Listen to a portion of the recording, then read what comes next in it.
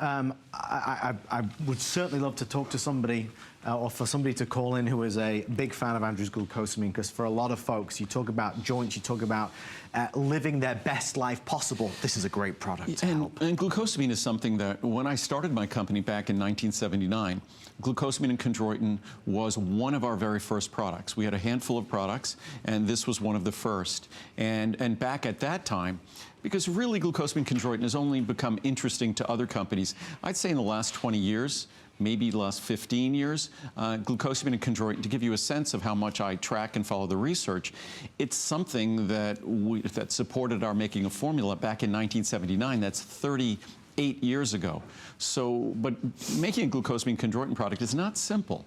The most common forms of glucosamine and chondroitin that you would find from raw material suppliers are not the forms recommended by the research.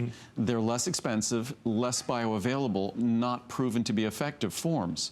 Glucosamine hydrochloride is not the science-based, research-based form for a glucosamine formula. Yet it's the most common form you're going to find in products in a supermarket or a discount store or a retailer. So again, not all glucosamine is created equal.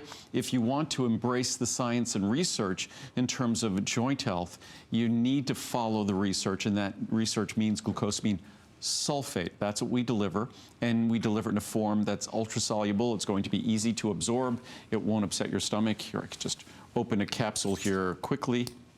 And when you get those large capsules of glucosamine and chondroitin, they're difficult on your stomach. Right. They irritate the lining of your stomach. All of my products are gentle to even the most sensitive stomachs. So quick question on the choice here of certain companies who are using these rock-hard blocks, these bricks for tablets. Why would they do that over doing this?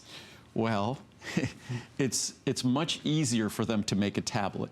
And when you make a tablet, what you do is you kind of take over the beneficial ingredient. You put all sorts of additives in there to change its physical characteristics so you could turn it basically into a rock, into this pelletized mass. And then that mass, obviously, it's hard, it's more difficult to swallow. Once it's in your stomach, it's hard and it's a little mass. And unlike a capsule where you saw the ultrafine powder, that capsule dissolves within moments of reaching your stomach, and that ultrafine powder disperses immediately. A rock-hard tablet does not. In fact, many rock-hard tablets, what they have to add is they have to add these ingredients that kind of, not literally cause it to explode, but these ingredients that take on moisture and cause the capsule to, the tablet rather, to expand, so it hopefully breaks up into its constituent parts and granules. And frankly, a tablet, not only is it miserable on your stomach, but it's an obstacle to receiving the benefits of the ingredients you buy. Which it makes no sense at all. The only person that tablet makes sense for is the manufacturer. The only time I could see a tablet making sense, say if it was for a child that couldn't swallow a capsule. And then guess what? It's chewable, and you make sure, if I was going to make a tablet for children, I would make sure it's chewable, but I'd make sure the granules were very fine granules, and it didn't have artificial colors and sweeteners and things like all the children's vitamins unfortunately do. One day we don't make tablets. One day we might make a children's tablet like that. I can only imagine. So, because I think a lot of us who, for our grandchildren, our children, want to give them the best as well. It's just hard to find something that we can feel great about. Andrew, is it just the case of the human condition that as we get older, our joints are simply going to suffer just by wear and tear? Oh, absolutely.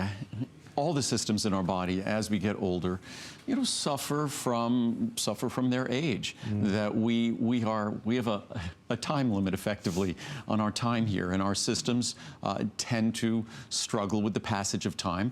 That's why it's so important for us to take care of ourselves. Our joints do better if we maintain our lives at our ideal weight. Unfortunately, the latest I read, the latest research just said that even though a few years ago they said that Americans, we'd succeeded in getting so overweight and obese that we probably turned the corner. It's only going to get better.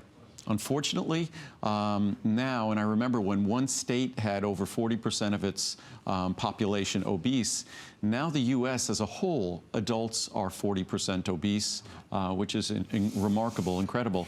And children, the change has been even worse. So my point is, when we age overweight and obese, that puts a tremendous additional burden on our joints. I suspect that the wear and tear of overweight and obesity on our joints is likely more than that from people, not likely, it's more than that from people who are healthy, active. Right. So one wonderful thing we could do for our joints is just to find a way to get to more toward our ideal weight. Every pound we lose is a dramatic difference in forces that our joints have to endure. Let's go to the phones. Gail is in Florida, and Gail, you're now on the Monday Night Show. Gail, do you have a question for Andrew? Yes, I do. Thank you, Andrew, for selling such wonderful products. Oh, you're welcome. Thanks. One of my questions is, I take your fish oil, I take your cholesterol care, and the fiber mucil, and a few other things. But I wanted to ask you if you will be coming out with, or have out, something that helps to bring down sugar levels, because I'm like 119 when I fasted, and I wanted to take something natural. Do you know what your A1C is as well? Because that's really important. They're going to do that test. Okay, great. I have not had it done yet. Okay, A1C is great because our fasting blood sugar, which you were just talking about, that's a snapshot of what your blood sugar is fasting. A1C gives a greater indication of what your blood sugar is over a period of time. As far as supplements to lower, quote, lower blood sugar, that's technically making a medical claim, and there are some companies, there's a question about a product I think called Glucosamine or something like that, which I think they got in a little trouble with the FTC or FDA for making those kinds of claims. But we do make a product now, our cinnamon bark extract, and that's a product that supports healthy blood sugar metabolism, supports healthy insulin metabolism. So to the extent it helps managing those things, it can help in terms of your blood sugar numbers, in terms of your A1C numbers. So that's what I would say. The cinnamon bark extract is a great way. CoQ10 can help a bit. A multivitamin is important because B vitamins and trace minerals like chromium are also involved in blood sugar metabolism. But I would say our cinnamon bark extract product, we could get the number up on the screen there somewhere. That, Gail, that would be a great place to start.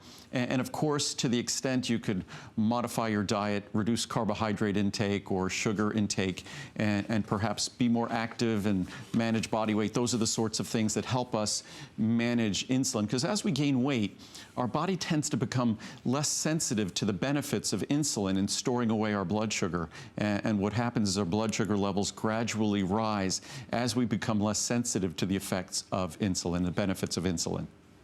Okay. So, all right. Well, then, thank you so much. I will go ahead and try to order the cinnamon bark extract. Great. And I think you'll be pleased. Thank you very, very much for your answers.